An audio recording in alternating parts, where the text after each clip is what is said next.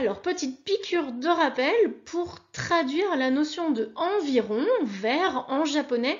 Il y a plusieurs manières de le traduire.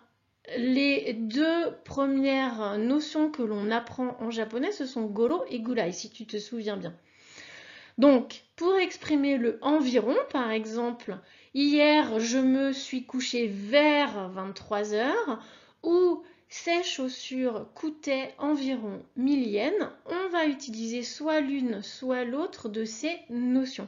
Je te rappelle donc la différence.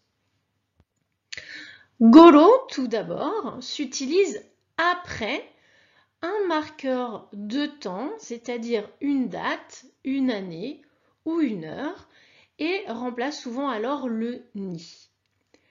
Typiquement, premier exemple, Kino 11時頃寝ました。Kino, hier, 11時頃, vers 23 heures, 寝ました, je me suis couché. Donc là, on a bien goro qui suit une heure. Deuxième exemple. 9月15日頃行きます。行きます、j'irai. 9月15日頃, vers le 15 septembre. Donc la goro suit une date. D'accord? Donc, tu penses à une date, une heure, une année. Du coup, tu mets goro. Gurai, lui, va suivre une quantité. Une quantité, c'est vaste. Ça veut dire que ça peut être une quantité de temps, typiquement une durée. Ça peut être une quantité d'argent, typiquement un prix. Ça peut être une quantité de mesures, des distances, des poids, des longueurs. Quand tu as donc quelque chose qui ressemble à une quantité, tu le suis de gurai pour dire environ. Premier exemple, uchi kara eki made aruite 10 分ぐらいかかります。Kakarimas, il me faut, gurai, environ, 10 分, 10 minutes, aruite, à pied, uchikara, de la maison, de chez moi, et kimade, jusqu'à la gare.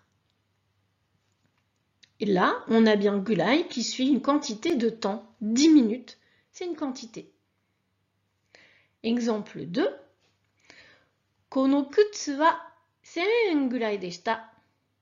Kono kutsu wa, c'est chaussures. Deshita, bon là c'est un prix, donc on va traduire par coûtait. Gurai, environ, 1000 yen, 1000 yens. On a une quantité d'argent, c'est donc bien une quantité, on met gurai. Donc s'il te plaît, ne te trompe plus entre goro et gurai. On fait un petit test pour voir si c'est bien compris? Allez, c'est parti. Donc là, il va falloir que tu me dises dans cette phrase en français, si tu dois la traduire en japonais, est-ce que tu emploies goro ou gurai? Je te laisserai pas beaucoup de temps pour réfléchir, donc faut être au top. Nous viendrons chez toi vers le 10 du mois. Goro? Gurai? Super. Deuxième. J'ai une trentaine d'élèves qui apprennent le japonais. Goro? Gurai? Ouais. Troisième.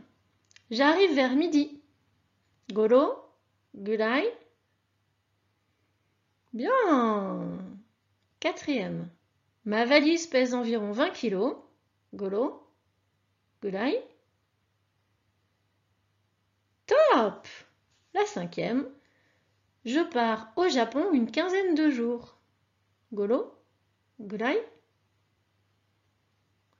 Bravo, Medeto! Bon, t'as tout réussi. C'est donc que ça a bien fonctionné cette leçon sur Goro Gurai. Donc attention, ne te trompe plus s'il te plaît.